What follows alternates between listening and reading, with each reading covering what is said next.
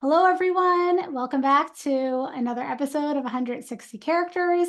I'm Jill Berkowitz, your host, and today joining me is Terry Chevalier of Sunstone Associates. He also writes a weekly newsletter called the Telecom Corner. Welcome to the show, Terry. So happy to meet you. Well, Jill, thanks very much. I really appreciate it. Thanks for inviting me. Great It's to be so here. great to have you here. Yes, I would love to start with a quick intro, if you don't mind, for our listeners. I'm both Sunstone Associates and also the Telecom Corner. So why don't we start with Sunstone Associates first? Okay, sure, absolutely. Well, as you said, I'm Terry Chevalier. I'm the managing director, solopreneur, grand poobah of Sunstone Associates. And essentially, what I am is a management consultant that I work with telecommunications companies, specifically the leaders, often who are very visionary, innovative types of individuals who need someone who can come along for the ride and help them sort of structure and realize that vision. Um, we can talk in a moment about some of the various types of firms that I've worked with. But in terms of your question on the telecom corner, that is almost a little bit of a labor of love, right? Because I've actually been doing newsletters off and on for the past few years, but I decided to really kind of focus on these kind of almost short form content of the telecom corner because there is there's so much great content when it comes to telecom about if somebody's trying to sell something, trying to explain a deep technology. What I like to do is more just either give you a little bit of history and context, but also sort of the so what's of what's happening. So if you're a business leader, how do you actually begin to navigate all of this just complexity and disruption that's coming from regulation or customer behavior, or competitor behavior, and what do these big events sort of mean for you? And so it's a bit far ranging. Sometimes I'm talking about wireless, sometimes I'm talking about broadband, or sometimes I'm just giving you a few thoughts from all the battle scars I've had of being 30 years in the business of just what it takes to run teams and to get things going. So that's sort of a background on I know I've really been enjoying reading some of the editions. I haven't read all of them. I think there are over 30, and we could talk about it later. But I think that oftentimes when you're in any industry, obviously we're referring to telecom now, but when you're in any industry, there are always so many innovations and technologies that are coming into play that a lot of companies are wondering, wait, should I be that. doing this? How should I be using it? Is this even for me? And I kind of feel like when I Yeah. was reading some of your editions, it helps your reader break it down to know whether this is something I should even be educated on to begin with, Right. and then where to go from there, which I loved. Well, that's great, and thanks for the feedback. And I agree with you. I think it's sort of like human behavior, right? Oh my gosh, there's this thing I need to go. It sounds really bad, and what I'm almost counseling is a level of just take a breath. Let's understand if this even matters for you. And 9 times out of 10, it doesn't in the immediate case. But it does have longer term implications, which then may affect your longer term strategy. But I agree with you. So many times I see folks hear something and they jump in. They just go right into something, and it's like you only have so many hours in a day. Um, let's first prioritize that a little bit. I sometimes look at it as like long term and short term. This Mhm. technology may be a more immediate within 6 month need, whereas maybe this is something that we need to put in our plannings for 1 year, 3 years, five Right. years down the road, and we should know about it and maybe have a plan for it, but it doesn't have to be implemented this second without the proper education on it. I think that's a great point. That's a great way to think about it. Because, as you know, anytime you implement anything, it's disruptive to the organization. So you have to make your bets and plan. And, at the end of the day, you're managing people and people behave in very odd and unfortunately somewhat predictable ways. So they don't like change. They don't like change. So we'll circle back to all these experiences because I love talking about them. But I noticed you have a significant background ranging from government to IT, obviously telecom, which we just spoke about. Maybe I'm missing something. Can you speak to any common threads amongst all your roles over time and across your career, or themes that you have seen run through your career experiences? Absolutely. The first is I still haven't figured out what I want to be when I grow up. I think, I think a lot of people go through that, but when It's so relatable, actually. well, it's, I sort of sometimes joke to folks where some people try to collect titles and move up. I collect experiences. What really kind of undergirds, if I could say that out loud, is sort of three things. I think one is just technology. I have always been involved with technology, but kind of the second element of that is really kind of communication. I am passionate about this fact that we live in a relational world, and a technology that allows point A to talk to point B or know something about point A and point B, I think is just incredibly valuable. So whether you're doing a communications network, you're writing, you're translating things, those are things that I find really passionate. And then sort of this other sort of third and really kind of undergirds a lot of who I am and what I do. And I think you'll appreciate it because I mean you've sort of articulated some of these before, is since I was a kid, I have always wanted to be an engineer, not to be an engineer, but to be able to translate between the engineer and the business, to be able to take the so what and distill it down to here's what it means for you. And those are sort of elements that I have carried through without. So I've always looked for those kinds of experiences. I love that. I took some notes there too. Oh, that's great. That's great. That and $5 I, these days will get you a cup of coffee at Starbucks. yeah, I thought you were gonna. Isn't at first I was like, oh, is he gonna make the joke about the subway? Right? Isn't there that and $5 will get you on the subway? Now Yeah, I that's can't remember. I don't know. No, I'll take the cup of coffee. oh that's right. Well, and I think we were mentioned before. It's like I'm down here in Texas, so we don't have a lot of subways. We don't have a whole Oh, lot of that's rapid true. transit. So, but we do have our coffee, and we still like our coffee. That's so funny. I don't know how you feel about the structure of the corporate world. So you might not know this about me, but I actually worked in publishing prior to being an educator, Wow. which was my previous career. So I had experience in corporate, but it's very different than entrepreneurship or solopreneurship, however we want to call it, in that you get to create your own structure now, or you have to create your own structure, actually, is another way of looking at it. So can you tell us more about what motivated you from stepping away from those other experiences where maybe you were working for someone or for an organization Mhm. to working for yourself? Yeah, absolutely. I mean, and I talk to a lot of folks about, sort of how do you make that jump. And just stepping back for a moment, I was very blessed. I have been very fortunate to have had very good roles. I've had, very comfortable salaries, able to afford a nice standard of living. And that is a certain path. But there was always this little voice in the back of my head was like, hey, you really should try to do something on your own.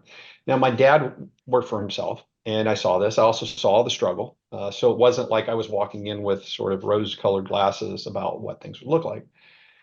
But, as we went through, I was at AT&T for 10 years. And, I enjoyed my time. I had worked with some wonderful people. I stepped away for a little bit and decided to try something different. Worked at another industry for about a year and a half, and then COVID hit. And as we went through that, so many people were going through the Great Resignation and that sort of mindset. And I think for me, it was just sort of like, at the time I was 47, and I said, if I don't make this step now, I will never make this step. And so I just said, look, it was a tough decision. I prayed a lot about it, talked to my wife a lot about it, and said, let's go do this. Let's try to make this thing work. And here we are 3 years later, and it's been an incredible journey. I would not change it for the world. To your point about structure, uh, there's two elements I would say there. Number one is when you are in corporate, the structure is you're working on the corporate priorities, including the priorities of the boss. In an entrepreneurial world, you're working on what matters to you. There are customers, and you have to work on those things. Those are critically important, but you've chosen customers who align with what you care about.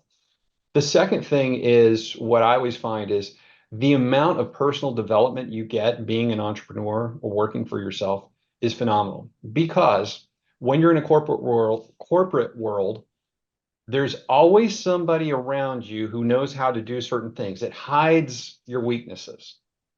When you're on your own, you very quickly understand what you're good at and what you're not good at.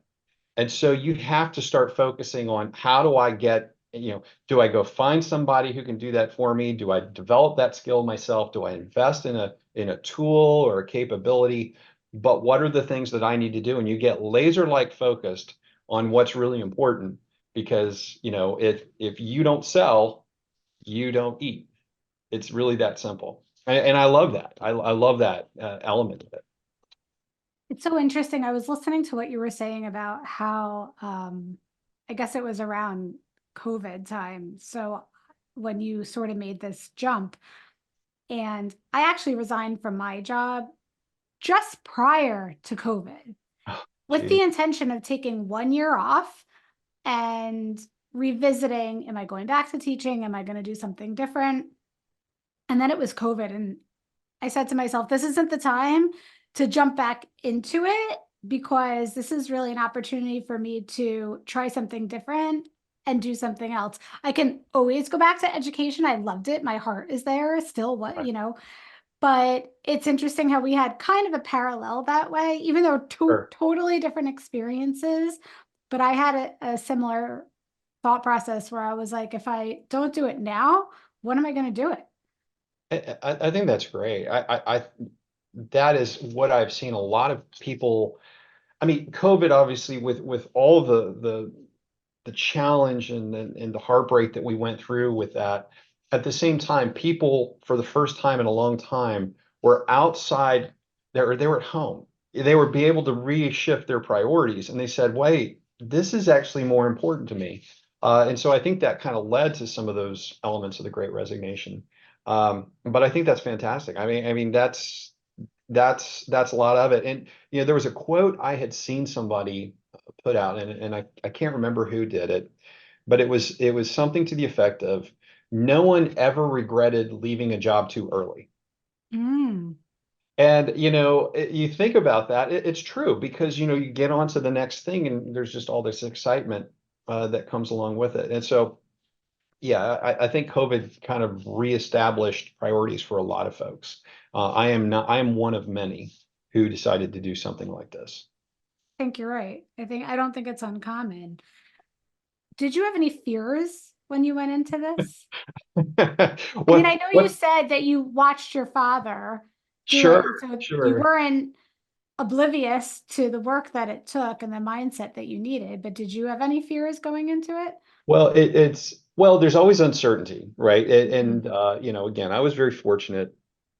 And someday, if people care, they can reach out to me and I can tell you about the differences of different ways to go into this. And I sort of went with the approach of, we always kind of joke, Project Cortez, like, Cortez, the great conquistador who burned the ships when he arrived in the New World, so his men were highly motivated.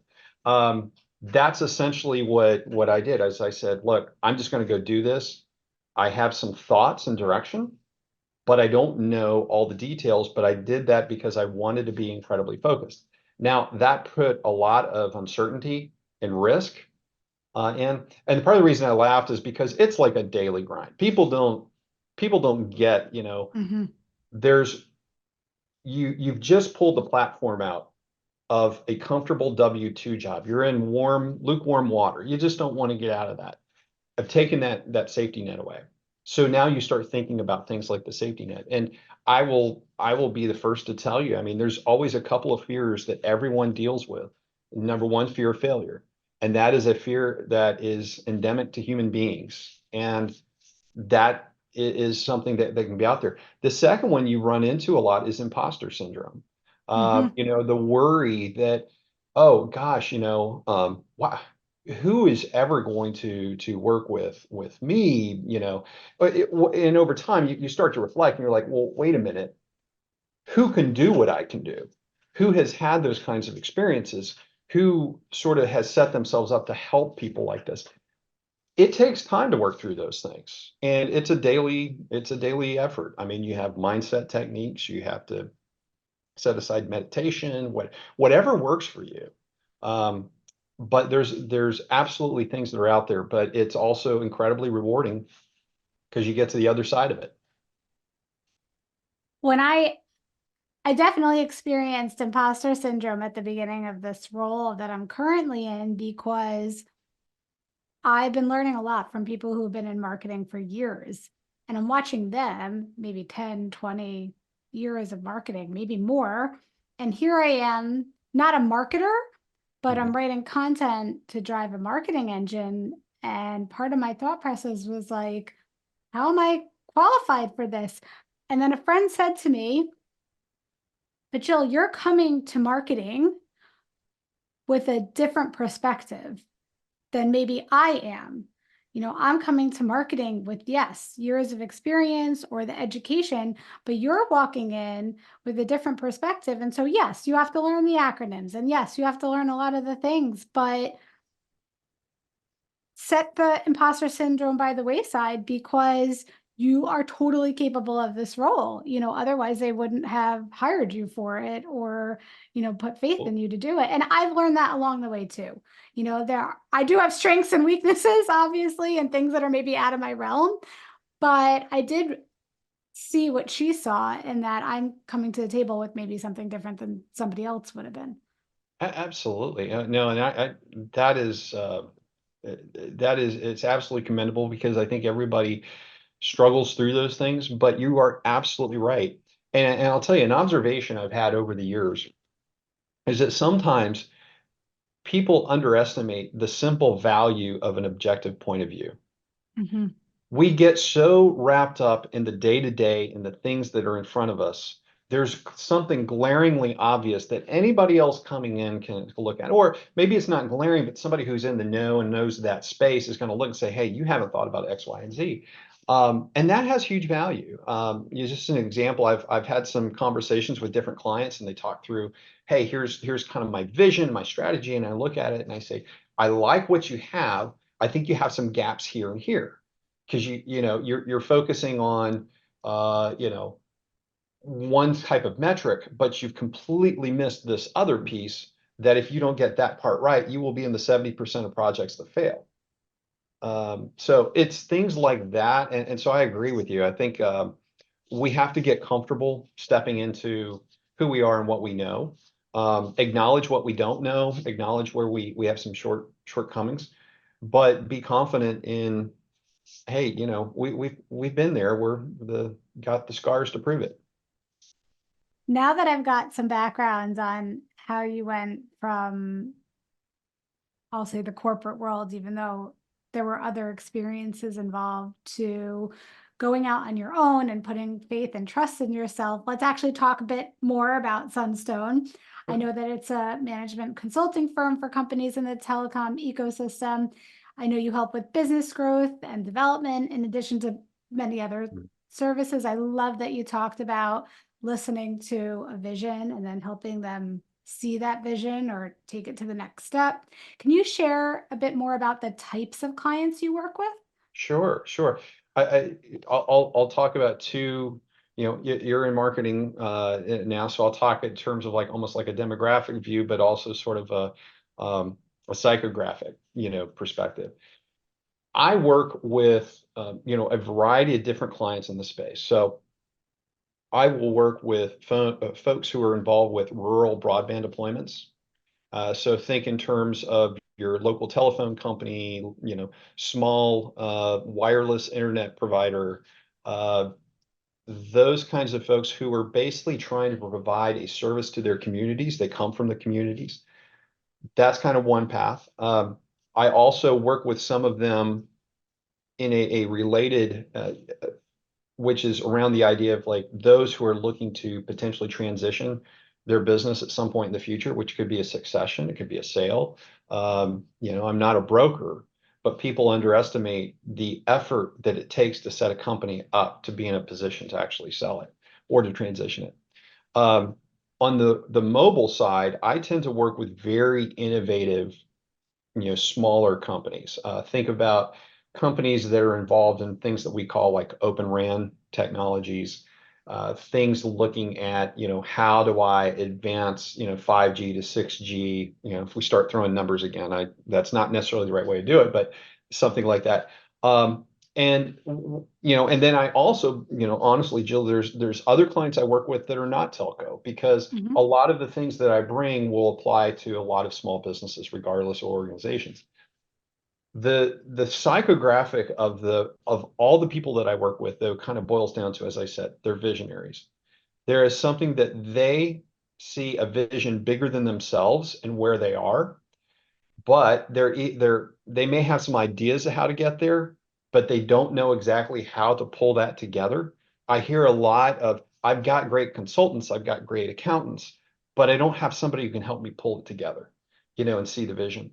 And so I work with folks who are sort of in that space, that are motivated to do it, which, there are some that are not. There's some that are very comfortable in where they are, and they want to do it. So because of that, they tend to be also innovative. They also tend to want to push the boundaries a little bit. They want to think in a way that they haven't thought of before, and really kind of shake up their market or the industry.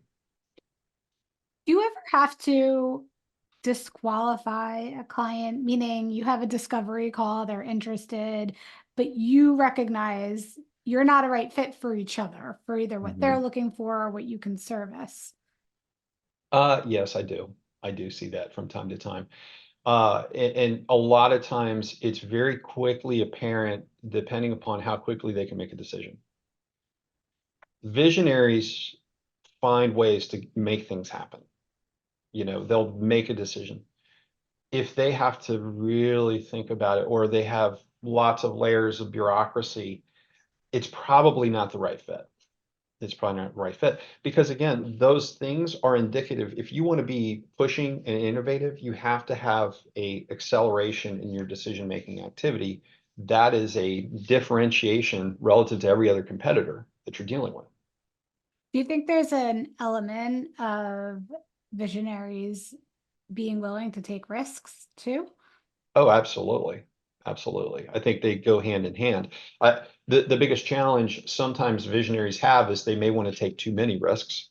I actually Mhm. see one of the key challenges I have found is I have this big appetite as a visionary, and I want to do it all. And I have to be the voice of reason that says, well, let's get there, but let's get there over time. Because by the way, you have to bring your team along with you. And if you don't do it in a way that makes sense and works for them, you will be unsuccessful. And so it really gets down to this idea of focus and priorities. And so if you do those things, you can de-risk a lot of your execution as you go through it.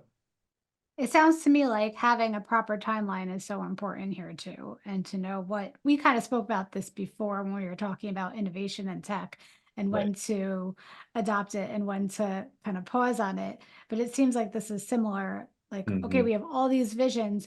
Where on the timeline do these visions sit? Absolutely. And I think that when you think about the timeline, you'll kind of laugh. It's like I'm not necessarily a hard and fast that this is a Q1 2024 or a Q3 2026 will happen. I like to think in terms of like phases or stages, because what happens is we have a set of beliefs about what's going to happen in the marketplace, when a technology is going to be ready, when we're ready for it. The reality is we are incredibly wrong at ever picking those. But what we can do is say, there's a set of things that I have to believe to be true to occur for me to now do this. I just need to monitor and manage when those things occur, if it makes sense. There's one of the quotes I always love, Yogi Berra. So there's always so many great Yogi Berra That's a quotes. great one. Yeah, it's Yeah, like you can't but miss with those. exactly is I always love, predictions are hard, especially about the future. Um, and there's just that is absolutely so true. So to your point, where I'm kind of going with this is if you're a business leader and you have a vision, there's going to be a set of external events that need to occur for that vision to come true. There's going to be a set of internal things that you're going to need to do to come true. you can sit here and pinpoint it's going to occur at this point. That's not the right way to do it. Instead, you think about what is it about this that I need to see happen. So, for example, if I'm looking at, hey, I want this new technology, but in order for this technology to be in place, we need to reach scale of, a certain level. So I need to be monitoring what the adoption rate is for, whatever that thing is, and say, okay, it looks like we're on track. Yep, I think we're going to go there. So let's add that into our plan for the next year or the next quarter as we go through it. It's a level of dynamic, more flexible than rigid, roadmaps that I see, just Mhm. because I think that's the way the world works. The world is not rigid. The world is actually quite chaotic and flexible, and so you have to adjust your approach to it. Yep, I think about it between the dynamic versus static, which is Yeah, similar to what you were just saying. Yeah. right, exactly. Great point. Great point. So I see you've written at least 30 editions, but I think you also have written just articles in general on LinkedIn. At least that's where I've found the Telecom Corner. And I think that's actually how I initially messaged you. I I think think so I was too. doing some Yeah. kind of a search and I read an article and said, "Oh, this is so great." And then I think I reached out to you. So and by the way, anyone tuning in, it's very easy for you to subscribe to if you look for Terry or if you search the Telecom Corner. And if you find this interesting, I strongly suggest that you subscribe to his newsletter. It's great. But I just really enjoyed reading one of your very early editions. I know we're still early in 2024, but I think it was from January, Mhm. what to watch for in Q1. Mhm. And I learned a lot, but I also had some questions. Sure. So I noticed you wrote a lot about something called BEAD and NTIA. Could Mhm. you explain more about those and what's happening? Absolutely, I'd love to. And I apologize. I think that, I started my career in the government, and I still to this day am trying to figure out who had more acronyms, the government or the telecom sector. But Both. I yeah, think both. let me step back if I can for a moment. And we talked about COVID earlier. During COVID, we saw broadband, need and speed requirements go through the roof. Um, And one of the other dynamics is you see so many people were like, well, I don't need to be in a city to do my work if I'm remote, so I'm going to move out to the rural areas. So you have all these effects going on, and it suddenly became apparent how bad of a broadband availability we had in the United States in these areas. I mean, you've heard the stories of uh, basically kids have their parents having to drive them over by a school bus that's been set up with a Wi-Fi access because they couldn't do their homework at home. Mhm. Um, and so this has kind of drove this massive need for that. The government has set aside, uh, we'll talk about BEAD, but if you start summing all the stuff up, I mean, there's probably 130 billion dollars that has been funneled towards rural broadband deployment. So think about areas that are very low density. So they're very expensive to put fiber in the ground. And so you need a way to support that. And by the way, I'm glad you're sharing this because I don't think it's really common knowledge. Oh, I'm glad to hear that. It's kind of funny. There's within the space I'm in, it's like that's all the talk people have. The BEAD program itself is a 42.5 billion. It's actually 41.6 billion from the NTIA. They reserved a little bit to run for themselves. That is going out to each and every state in order for them to then run competitive bidding processes to deploy, preferably fiber, but other technologies to these areas.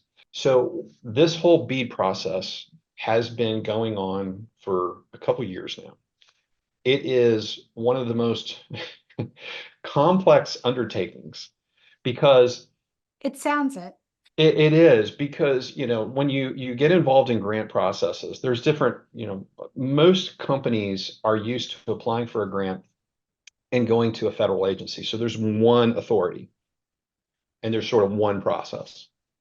In this case, the NTIA is giving the money to the states And the states have to come up with their own processes. The NTIA has given them some models, but they go back and forth in a negotiation, what's called a curing of their applications, so that they get a plan in place, the NTIA approves it, and they give them the money. Well, then they have to turn around and run competitive processes. And so you have 50 states plus territories, you have 50 different processes plus, those are the territories. If you are a broadband provider in a particular state, you have to focus on what your state is doing. If you are a broadband provider that goes across state lines, well, now you have to start figuring out, well, what does this mean? The timelines are different. The rules may be slightly different and how Can they're I actually working. interrupt and ask a question? Because I'm Yeah, sure somebody else is wondering this too. So when you say a broadband provider that goes across state lines, do you mean literally, let's say there's fiber that's being built under the ground, like the fiber under the ground crosses the state line, or they just happen to be a broadband provider that provides to multiple states, I would or say maybe both? it's more the latter. So, Okay. because generally speaking, um, it's not true in all instances, but most people are going to have what's called an exchange, and they're going to be within that state because that exchange in those areas are regulated by the state. So they have to design their networks in a way to make that Oh, I work. guess also that connects with area codes too. Yes, now we're going back in time. Absolutely. I I know. mean, um, it's interesting, and that's where you get into this idea of what's called the ILEC, the incumbent local exchange carrier, versus a CLEC, a competitive local exchange carrier. There's all these rules. Look, we can go on and keep throwing out acronyms, but what I would just say is, be the industry has never seen this kind of money come in at one time. Mhm. On top of that, you have what we're seeing is just almost a wild west and a land grab. It's described as the land grab moment for all these broadband providers. If you don't get the money, if you don't build out, if you don't get these locations now, in 5 years, you're going to be left holding the bag. They'll be And so gone. there's a huge level of focus and intensity and, sort of the gnashing of teeth and the worrying that we talked about earlier. So I had a few of my own takeaways. Number one being customer experience, and we'll come back to this in a second. I happen to think that prioritizing the customer experience should be a priority, Mhm. but I do think that it falls by the wayside oftentimes. A second takeaway was to be proactive, for example, brainstorming strategies to address barriers to Open RAN adoption, and just in general, be in the know. In this example, you're sitting here educating me, and I said, I don't think that this is common knowledge for the end consumer. Right, right. We're using the broadband, but we don't really know what's going on behind the scenes. But those who are in the industry really should be in the know. So let's talk a bit about more related to the customer experience and Mhm. why that's so important. And I guess related to that, if there are companies who are a little bit confused about how do we make this a priority, do you have any advice for those Sure. No, companies? and thank you for the question. I love the question. The importance of the customer experience and customer service is everybody's worried about, hey, there's a new competitor coming in. There's a new technology coming aboard. What am I going to do? And the first thing is they go look at their network. And to be fair, you need to make sure your network's competitive. But so many people forget the most important thing is, what does your customer want and need? Mhm. So if you are really understanding what that customer values, you can offer packages from your existing network that are are going to be so much better because they're so more relevant for those folks. So I'm like, okay, well, do you survey the market? Do you understand what the whole market is looking for? Not just your customers, but your competitors. And what are they like? What are their needs? And it's almost going back to the basics of profiles in marketing and personas, and how are you set up for that? So I think that is the number one defense against all this competition that everybody's worried about, is just do a great job with your customer. If you do a great job with your customer, it solves a lot of problems. I think Um, sometimes, I didn't mean to interrupt, but I think yeah, sometimes people think they know what their customers want. And maybe they're not wrong, but then they have a conversation with them and it's like a light bulb moment. Like, oh, this Yes, whole time I was thinking X, but they really just need Y. that's And exactly right. that's huge to not have known that. I talk to folks and I say, oh, do you do customer surveys? Sure. When was the last one? Oh, 2 years ago. Do you talk to your customers otherwise? Well, I see them around. Okay. Go out, get regular in your surveys, but also follow up with specific conversations on a regular basis. To your point, if you're waiting years between each time, you're gonna miss something. I love talking about this. What emerging trends or developments do you believe will have a significant impact on the telecom industry? And how can organizations capitalize on Hmm. these emerging technologies and innovations that are happening right in front of us? That's a great point. I mean, I will, let me talk about it from almost a macro. I have a And guess, but I'm not going to tell you what it is. okay, well, I mean, I'm probably going to go. I'm going to hit the game board of these because you have to break the market. When you say telecom, it's a big space. Yes. Um, so if I go into the broadband space, I mean, we're continuing to see continued. I'd almost call it sustaining levels of growth and innovation within capacity of the networks. So we're seeing um, we see a lot of what's called 10 GS or XGS PON, passive optical networks. That means that you can get symmetrical 10 gigabits per second. And people are moving to 25, and there's talk about a 50. So that's going to happen. Where the big thing that's moving the needle in that industry is all this government money. It's changing behavior. It's changing a lot of things. Um, the other element that is interesting in that part of the environment is a lot of the government subsidies for operating are drying up. It means that people have to be more efficient. So they're starting to toy with, are there other ways to be efficient? So, do I use, what's this thing called AI and where does it fit? How does I use it to drive efficiency? So that's kind of one path. When you go to the wireless space, um, the big innovation, everybody's been pushing 5G. We're still waiting for the next killer app. We don't have an iPhone-like event yet for that. 5G fixed wireless is sometimes talked about that, but it's not quite the same. But really to me, the most disruptive, innovative thing there is what's called Open RAN technologies, which if that, that it is not a question of if, it's a when that occurs, because it's a very expensive capital upgrade for a lot of these major carriers, but it could completely open up innovation in the network in ways we've never seen before. It's going to require not just new providers, new new applications, but the ways that operators actually use and build networks is going to fundamentally change, which means the people that are inside them are going to have to be reskilled in a different way. So it's a very exciting thing with that. And then if I can add to that, there's one more, Of and you think course. about satellite.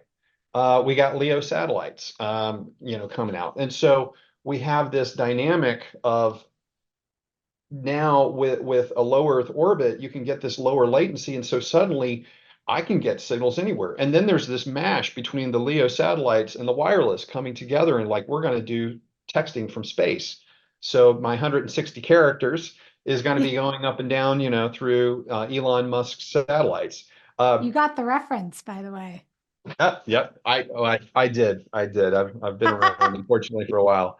Um, but yeah, so there are just so much exciting stuff happening. I mean, I think if I was just to quickly summarize, you've got regulatory subsidy effects driving behavioral changes and innovation in the broadband space.